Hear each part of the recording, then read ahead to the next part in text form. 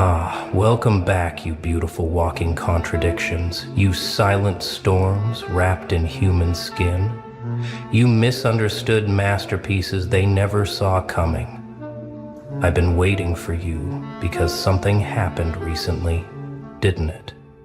Something shifted in the air, something cracked in their perfect little world, and now they're all standing there in shock, trying to process what the hell just went down. Their golden boy, their chosen one, their untouchable champion, the one they built their hopes on, the one they respect like he was carved from marble and destiny.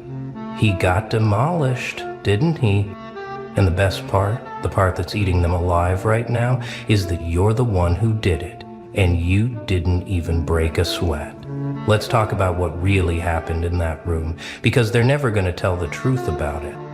They're going to rewrite the story, twist the narrative, find excuses and explanations that help them sleep at night, but you were there. You saw it. You felt it. That moment when the air got heavy and the silence became so thick you could taste it. Their golden boy walked in like he always does, dripping with confidence, surrounded by his little court of admirers, everyone nodding at his jokes, laughing at his stories, treating him like royalty because that's what they've been doing for years. He's the one who always wins, the one who always has the answer, the one who makes everything look effortless, the one they compare everyone else to when they want to make you feel small. But then you walked in, and something was different this time, wasn't it?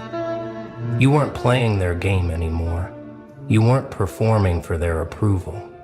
You weren't shrinking yourself to make him look bigger.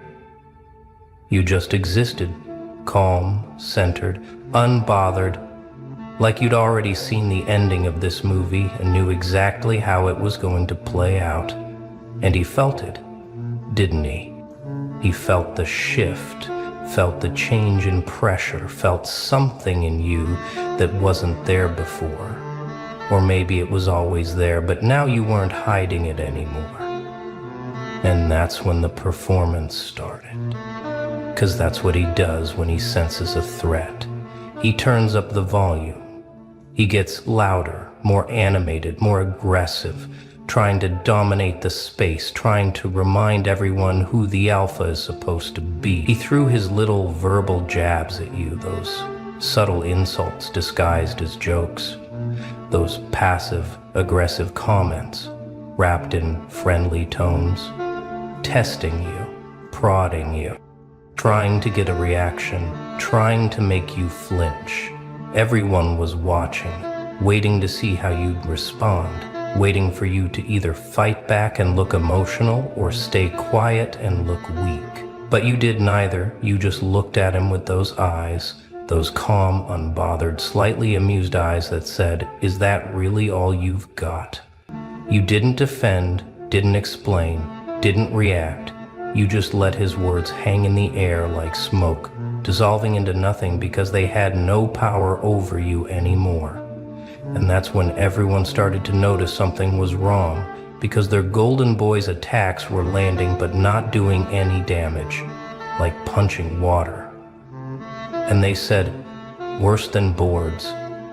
But because those boards were landing but not doing any damage, like punching water.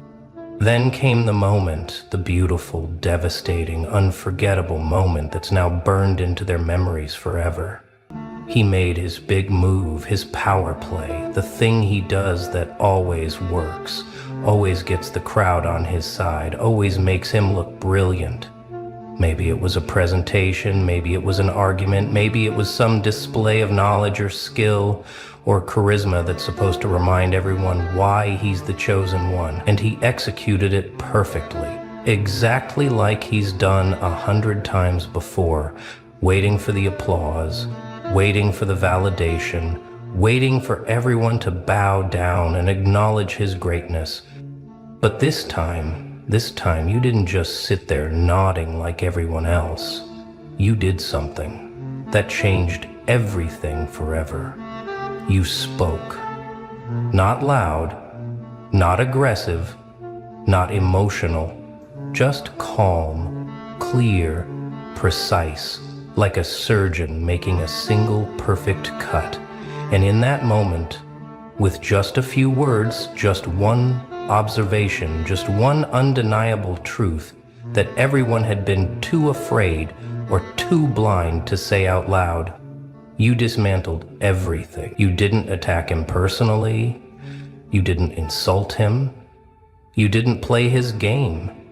You just pointed out the flaw in his logic, the hole in his argument, the truth behind his performance. And it was so obvious, so clear, so irrefutable that everyone in the room felt it immediately. The Emperor had no clothes, and you were the only one with the courage to say it out loud. His face changed, didn't it? That split second where the mask slipped, and you could see the panic underneath, the realization that he'd just been exposed, that his armor had a crack, and everyone could see it now. The room went silent, not the comfortable silence of people thinking, but that heavy, suffocating silence that comes when something fundamental has just shifted, when the hierarchy has just been challenged, when the king has just been checked by someone who wasn't even supposed to be playing chess.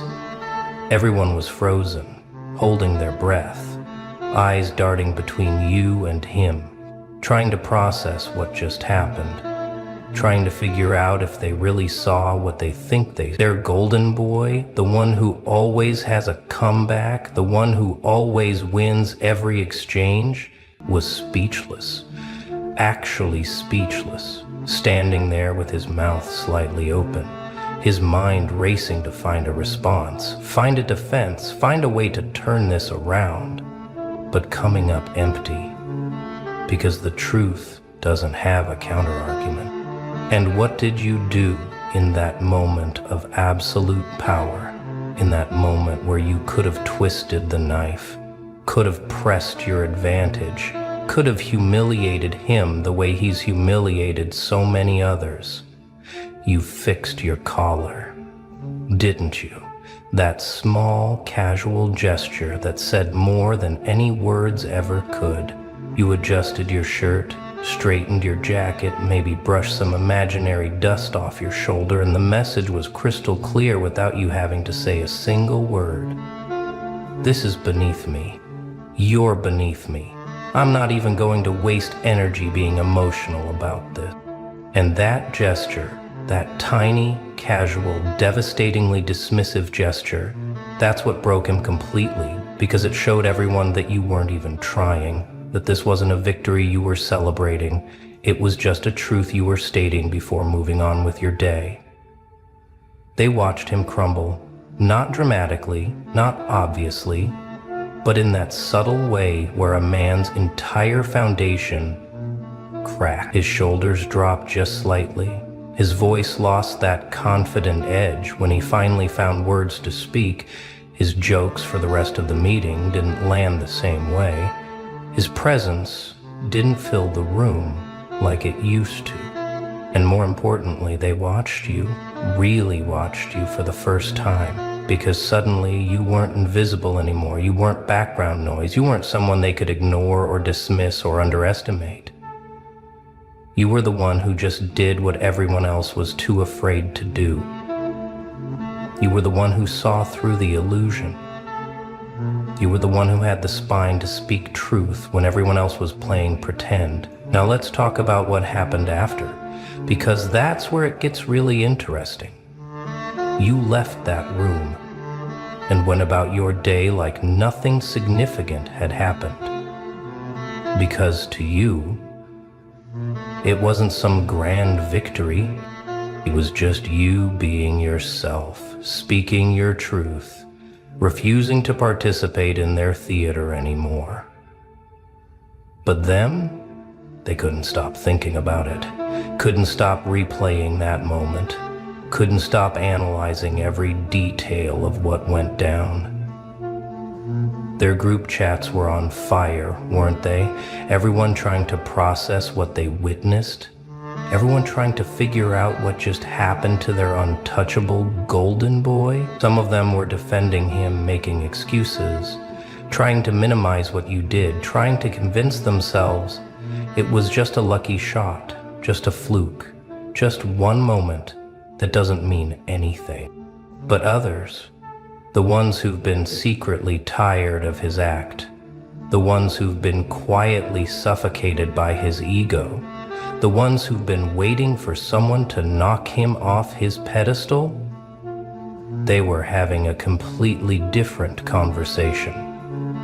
Suddenly they were remembering all the times he dismissed other people's ideas, all the times he took credit for other people's work, all the times he made someone feel small to make himself feel big, all the times they laughed along because it was safer than being his target. And now they were looking at you differently, with a mixture of respect, fear, curiosity, and something else they can't quite name, because you just did something that fundamentally altered the power dynamics in their world, and they don't know whether to be grateful or terrified. The golden boy, he's spiraling right now, trust me, even if he's pretending everything is fine. He's going through his memories, trying to figure out how he missed you, how he underestimated you, how he didn't see you coming. He's analyzing that moment over and over, trying to find what he should have said, what he could have done differently, how he could have won. But the answer keeps coming back the same. He couldn't have, because he was fighting someone who wasn't even fighting. He was performing for someone who stopped watching his show. He was trying to dominate someone who had already transcended his game. And that realization, that slow dawning understanding that you're not just another competitor, you're something else entirely, that's what's keeping him up at night.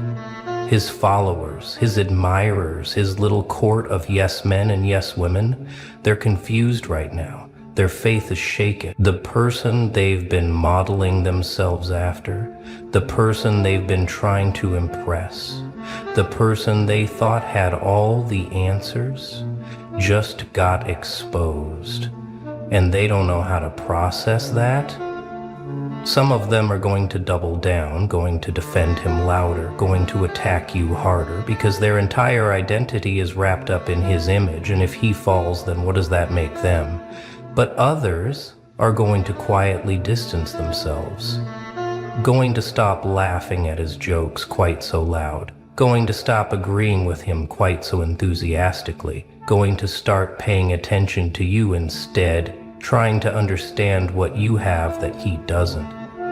And you're just continuing your life like none of this matters, because to you, it doesn't, not in the way they think it does. You're not calculating your next move. You're not planning how to capitalize on this moment. You're not trying to become the new golden boy, because you never wanted that throne in the first place. You just wanted to exist without pretending, to speak without filtering, to be yourself without apologizing.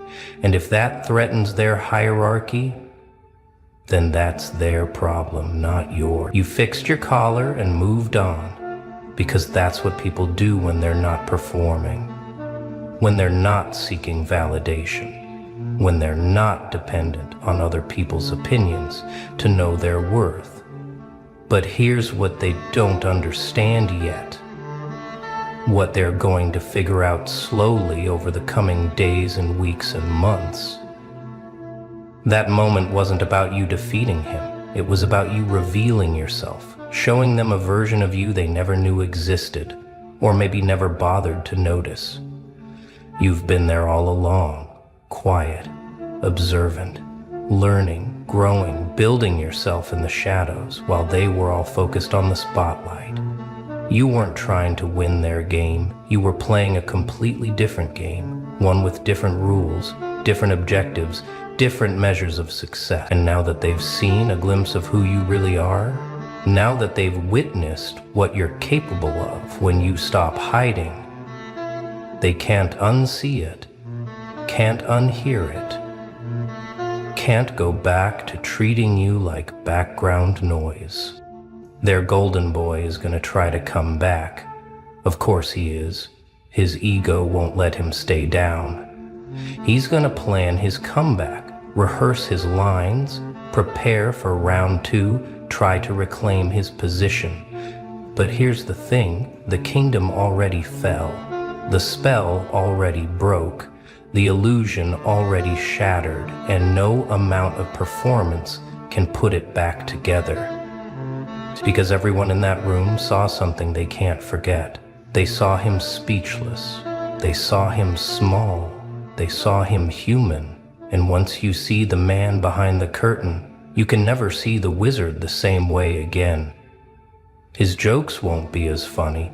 His confidence will look more like arrogance. His charisma will feel more like manipulation, because now they know what you know, that it's all just a performance, and performances only work when the audience believes in them. Meanwhile, you're becoming something they don't have words for, something that doesn't fit their categories, something that breaks their understanding of how people are supposed to be. You're not playing power games, but somehow you have power. You're not seeking attention, but somehow you command it. You're not trying to dominate, but somehow people defer to you, because real power doesn't announce itself. Real authority doesn't need to prove itself. Real strength doesn't flex, it just exists. And existence is enough. They're going to try to figure you out, try to decode you, try to understand your strategy, but they're going to fail because you don't have a strategy. You just have authenticity. And authenticity can't be reverse engineered or copied or faked. Some of them are going to try to befriend you now, suddenly interested in what you have to say, suddenly laughing at your jokes, suddenly acting like they always saw your potential. And you're going to see right through them, aren't you? Because you've been watching them for years. You know who was kind when you were nobody. You remember who ignored you when you had nothing to offer them. You can spot the opportunists from a mile away. You don't owe them anything. Not your time, not your energy, not your secrets, not your friendship. They had their chance to see you and they chose not to.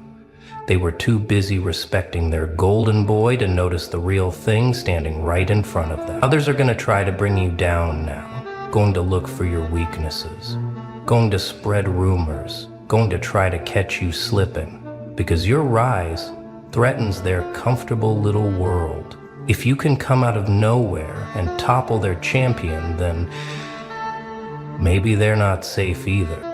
Maybe their position isn't secure. Maybe the hierarchy they've been climbing isn't as stable as they thought. So they're going to test you, push you, provoke you, try to make you emotional. Try to make you defensive, try to make you play their game so they can beat you at it. But you're not going to, are you? Because you already know the only way to win their game is not to play it at all. The golden boy himself might try to befriend you, might extend an olive branch, might act like what happened was no big deal, just friendly competition, just intellectual sparring between equals. He's going to try to bring you into his circle, make you one of his followers, neutralize the threat by making you part of his team. But you're going to see that for what it is, a control tactic, a way to keep his enemies close, a way to make sure you never challenge him again. And you're going to decline, politely, calmly, without explanation, because you don't need to explain yourself to people who only respect power. You just need to keep being yourself and let them figure out the rest. Here's what's really happening beneath all of this. Here's what that moment in the room really meant. You didn't just beat their golden boy. You broke the spell of golden boys in general. You showed everyone that the emperor has no clothes, that charisma without substance is just noise, that confidence without competence is just delusion, that performance without authenticity is just theater.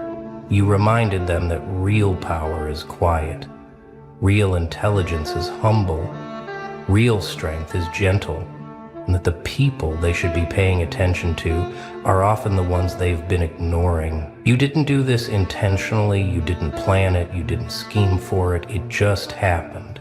Because you finally stopped pretending to be smaller than you are. And now you're walking through a world that looks the same, but feels completely different. Because you're different, not because of what you did, but because of what you stopped doing. You stopped apologizing for existing, stopped shrinking to make others comfortable, stopped playing dumb to protect egos, stopped being silent when you had something to say. You started trusting your observations, speaking your truth, taking up space, being yourself without permission. And that's what terrifies them more than anything, not that you defeated their champion, but that you did it by accident. By being authentic, which means they can't protect themselves from you, can't prepare for you. I can't predict you because you're not following any script they recognize. The room went silent because in that moment everyone felt the shift. Everyone sensed that something fundamental had changed, that the old rules didn't apply anymore, that a new player had entered the game. Except, you're not playing the game, you're playing something else entirely. And somehow that makes you more dangerous than anyone who's trying to win. You fixed your collar because you were already moving on, already thinking about what's next, already focused on things that matter more than their little hierarchies and power struggles. And that gesture, that casual, dismissive gesture, it told them everything they needed to know. You're not here to compete with them. You're here to evolve past them. So let them watch. Let them whisper. Let them try to figure you out. Because the more they focus on you, the less they focus on themselves. And the less they focus on themselves, the further behind they fall. You're not worried about their golden boy making a comeback, because you were never worried about their golden boy in the first place.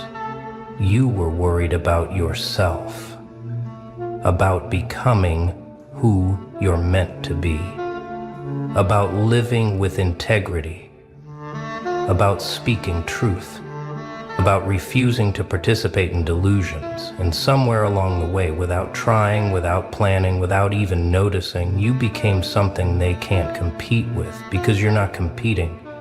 You're just being, and being beats performing every single time. They thought that moment was about conflict, about dominance, about winning and losing, but it wasn't. It was about revelation, about truth, about the difference between who someone pretends to be and who someone actually is. Their golden boy is who he pretends to be, all image, all performance, all surface. And when you scratched the surface, there was nothing underneath.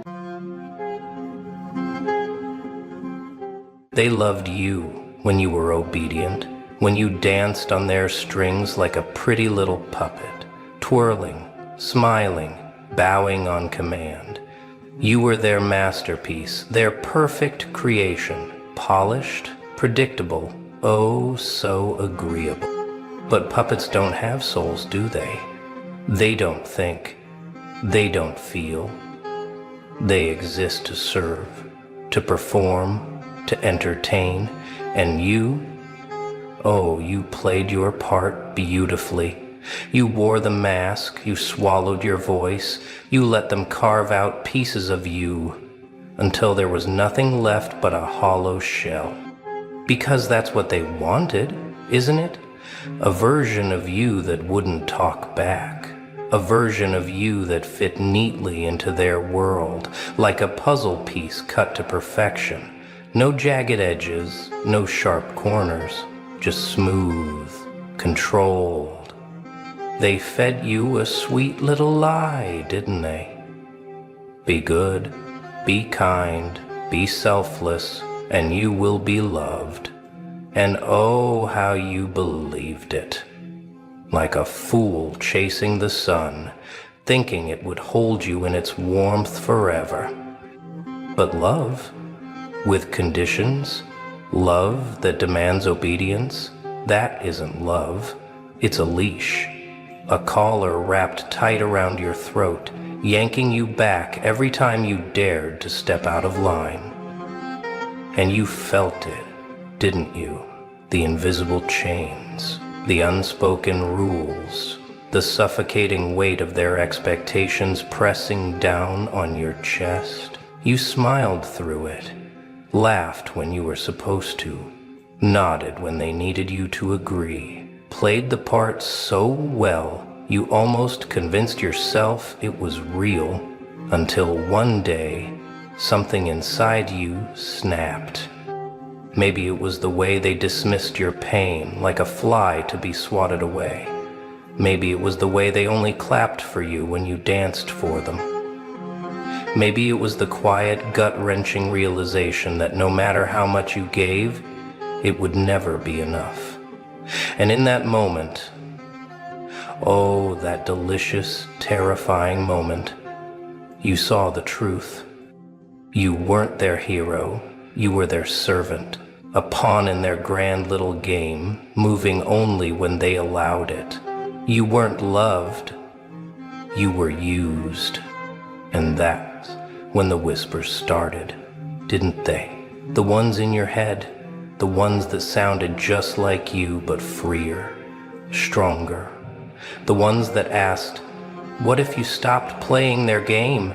But you know what happens to puppets who cut their strings, don't you? They fall.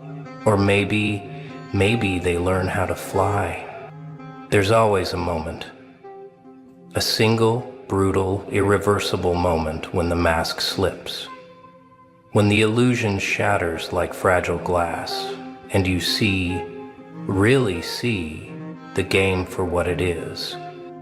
Maybe it was a betrayal, a knife between the ribs from someone who swore they'd never hurt you. Maybe it was silence when you needed a voice to stand beside you. Or maybe it was nothing at all. Just an empty room, a hollow feeling, the quiet truth creeping in like a shadow. They never loved you. They only loved what you did for them. And oh, how it hits you, like a train at full speed, like a punch straight to the gut. The years you wasted, the smiles you faked, the sacrifices you made, thinking, hoping, praying that one day they'd see your worth, that one day they'd return what you gave, but they won't. They never planned to. And in that moment, the script changes. The old lines, the old rules, the old version of you, they all go up in flames. The need to please, to be accepted, to be good, it dies right then and there. You don't beg. You don't break. You wake up, and the world doesn't like it, does it? Oh no. They liked you better when you were blind, when you nodded along, when you stayed small, silent, soft. But now, there's fire in your veins. There's steel in your spine. There's a quiet, simmering rage in your chest that says, no more. Every hero's journey starts with a betrayal. But here's the part they never tell you. The moment you stop being their puppet, you don't become the hero. You become the villain. Now comes the fun part. The name-calling, the whispers, the desperate, angry little labels they slap on you like a child throwing a tantrum. Ungrateful because you stop sacrificing yourself for people who would never bleed for you. Arrogant, because you finally realized your worth and refused to beg for scraps. Heartless, because you learned to say no and meant it. Oh, but let's not pretend to be surprised. The moment you broke free, you stopped being a person in their eyes. You became a problem, a threat, because your existence, your strength, is a reminder of their weakness. And weak people, oh, they hate nothing more than watching someone rise above them. They don't want you powerful. They don't want you thinking for yourself. They don't want you free. No, no, no. They want you manageable, predictable, tame. They want you trapped in their little box, living by their little rules, bowing when they say bow. And the second you refuse, the second you step out of line, they'll turn on you like rabid dogs, spitting venom, spreading lies, convincing themselves, convincing everyone that you're the villain. Because if you're the villain, then they don't have to face the truth, do they? The truth that they never wanted you to grow. The truth that they only loved you when you were beneath them. The truth that they never wanted an equal. They wanted a servant. And when the servant stands up, when the puppet cuts the strings, the world panics. And in their fear, they lash out. They call you cold, ruthless, evil. But deep down, deep down, they're just terrified.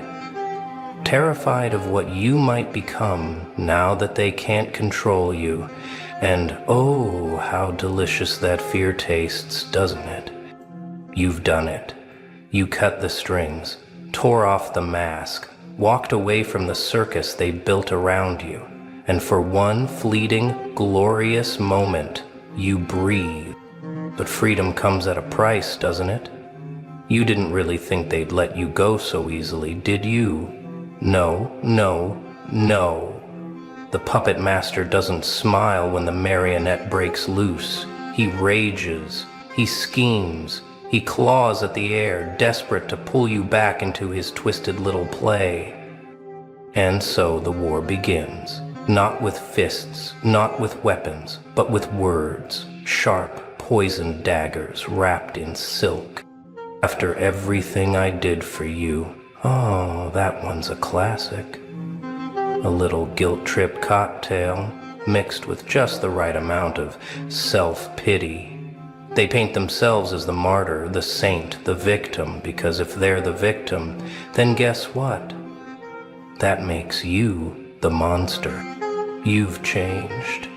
Ah, yes, the age-old accusation, as if change is a crime, as if staying broken, weak, tame was ever an option.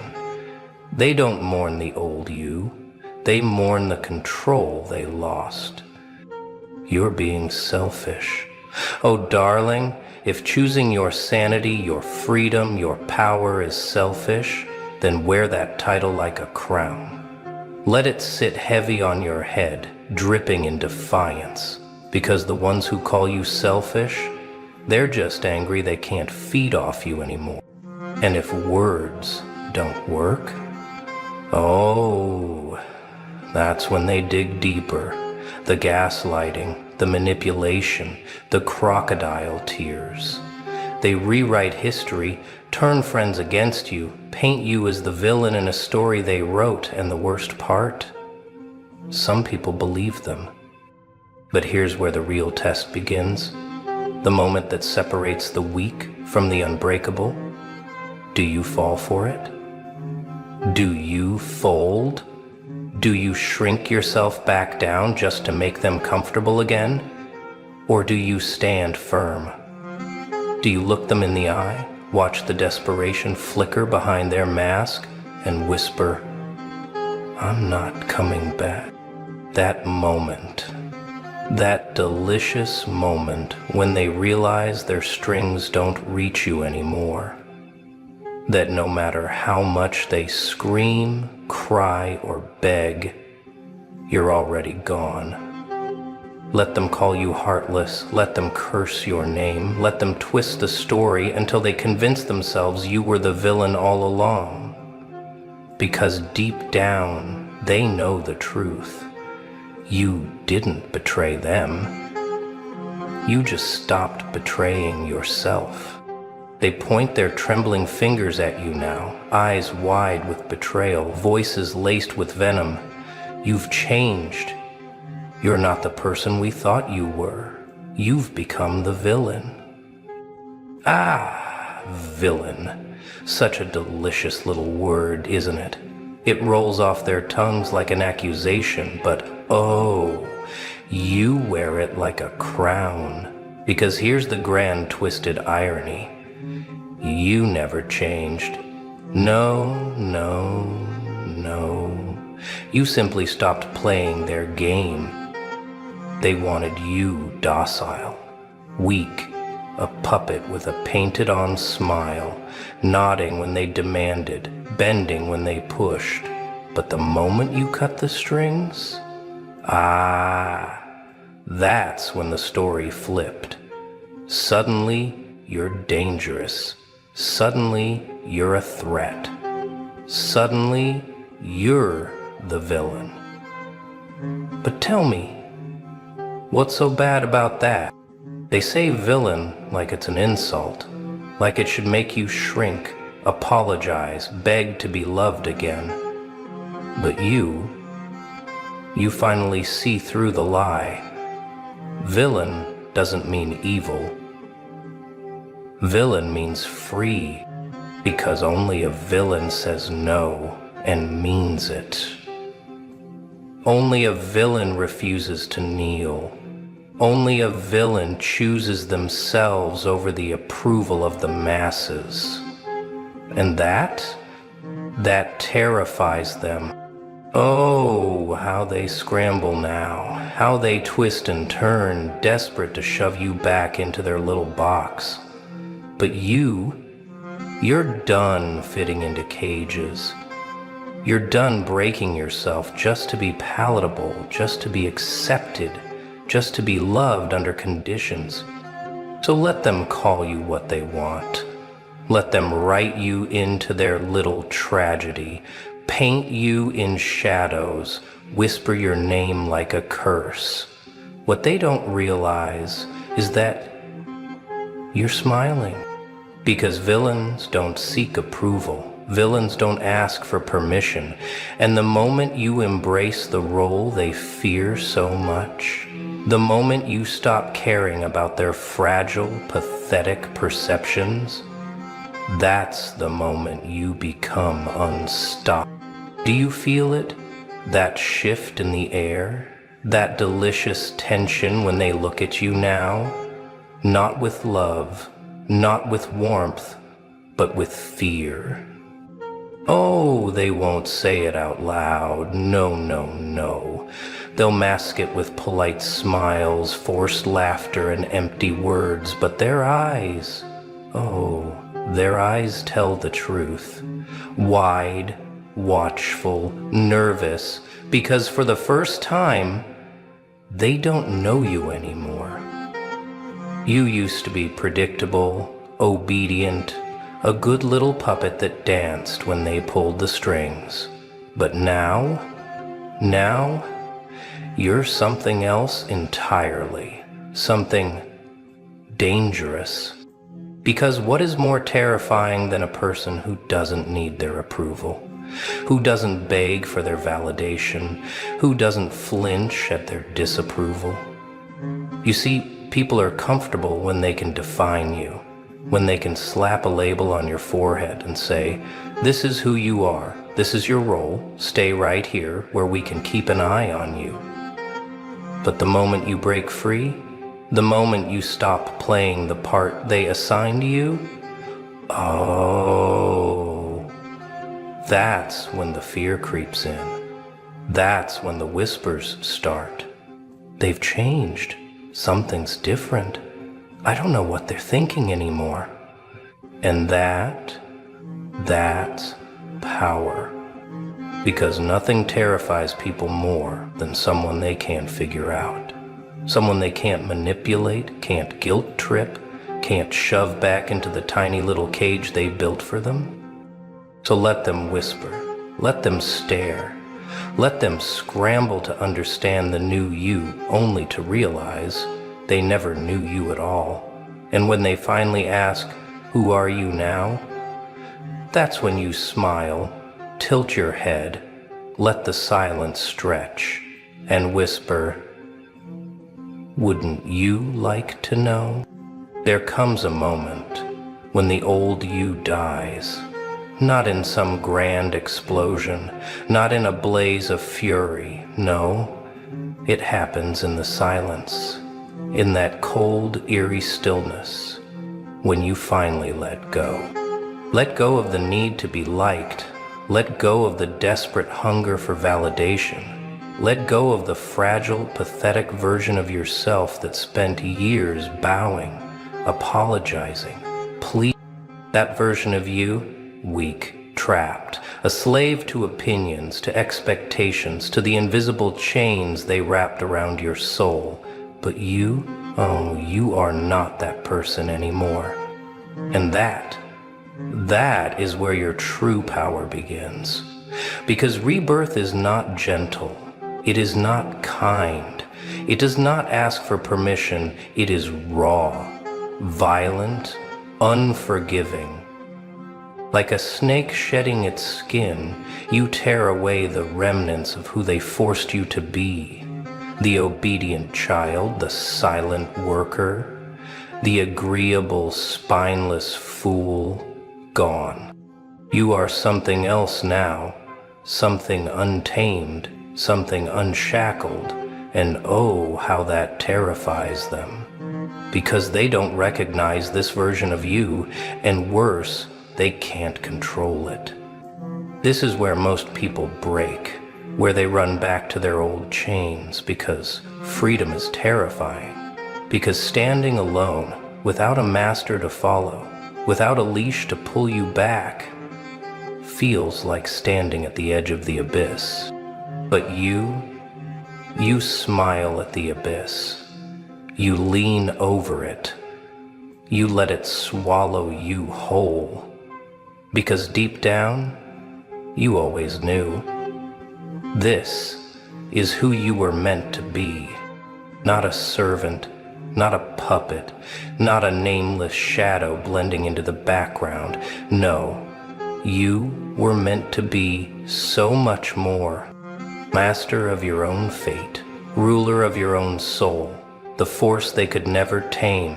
And when you step forward, reborn from the ashes of the weakling they once knew, the world won't recognize you, but you will finally recognize yourself. Ah, the desperation, the scrambling, the frantic search for another you. Oh, they won't admit it. No, no, no. They'll act like your absence means nothing, like losing you was just another minor inconvenience in their well-ordered little world.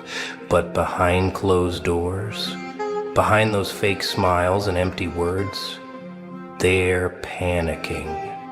Because every kingdom needs a pawn. Every puppet master needs a marionette.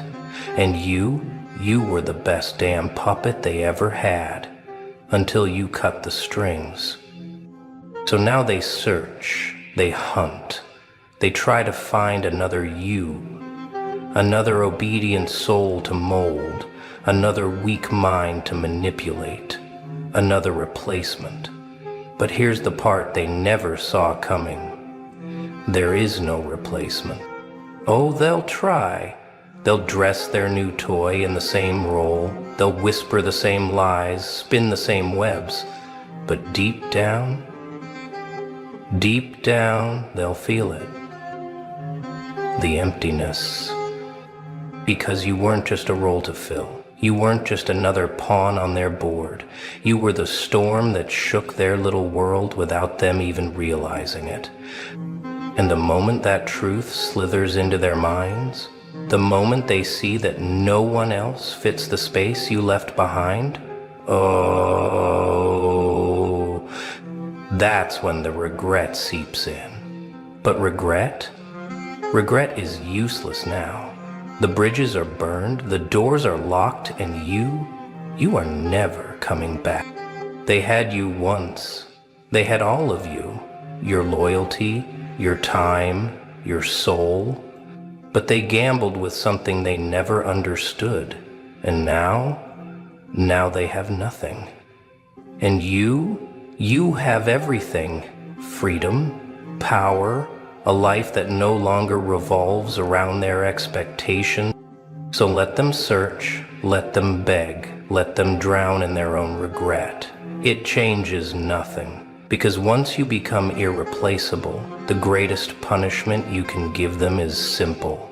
Let them live without you. Ah, here they come, the ones who scorned you, the ones who spat your name like venom, the ones who swore they'd never need you, crawling, stumbling back into your shadow, pretending it's just a coincidence, acting like they don't remember the knives they drove into your back.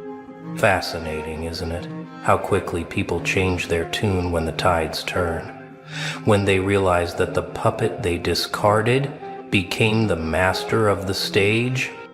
At first, they'll be subtle, a message here, a casual, "Hey, how have you been?" A pathetic attempt to slither their way back in, pretending nothing ever happened, pretending they never laughed while you bled. But oh, you remember, don't you? Every betrayal, every sneer, every time they dismissed you, discarded you like trash. You remember the cold silence when you needed them most, and now they need you. Because power is a cruel little game.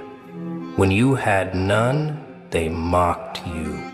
But now that you have it, now that you walk with fire in your veins and steel in your spine, they want a taste. They'll dress their desperation as humility. They'll whisper apologies laced with manipulation. They'll beg, not with words. Oh no, they still have too much pride for that.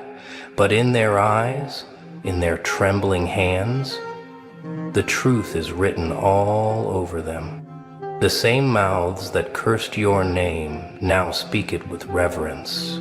The same hands that pushed you down now reach for yours, hoping for mercy. How poetic. And now comes the ultimate question. What will you do? Will you be merciful? Will you open the doors and let them back in? Will you pretend the past never happened? Let them leech off your power? Let them bask in the fire that they once tried to extinguish? Or will you watch them suffer?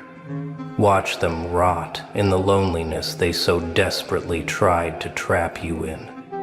Watch them drown in the regret that they created. The decision is yours, but remember this: a villain never forgets.